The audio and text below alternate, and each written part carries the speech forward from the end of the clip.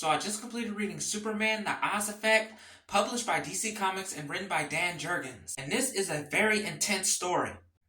It basically centers around a Man of Steel when he comes across a mysterious figure named Oz, who has plagued Superman and his allies before the beginning of the DC Rebirth arc, by kidnapping friend and foes alike, picking up pieces for a mysterious endgame that no one can fathom.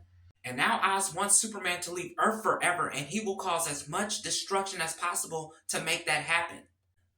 This causes Superman to take action against Oz and find out the identity of this mysterious character. One of the main things I really enjoyed about this story is definitely the challenges Superman has to go through while facing off against Oz. This is definitely the story arc where it pushes Clark towards his mental limits. The writing definitely came through with this story. It will keep you so invested. And one of the main characters that really stole the show for me was Oz. His ideals and motivations towards Clark made Superman question his own ideals. Not to mention Oz's connections to the House of El. I won't get into much of that because it will lead to spoilers. But I have to say, Oz is for sure one of my favorite villains in the DC universe so far. The fact that this character was responsible for certain events leading up to Rebirth, notably for Superman's stories, is crazy. And then leading up to this point in the Action Comics Rebirth arc.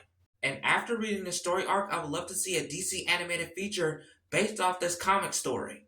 Also, the artwork in this comic is very well done. It has a strong action feel to it and it keeps you wanting more. Superman has had some crazy challenges throughout many story arcs, but this is definitely one of his most challenging, mostly due to the fact that he's facing a villain that has ties to Krypton. Superman The Oz Effect is a 10 out of 10 A+ read. You can find this comic at your local comic book shop, or you can order it on Amazon. Tune in for the next update and the next review.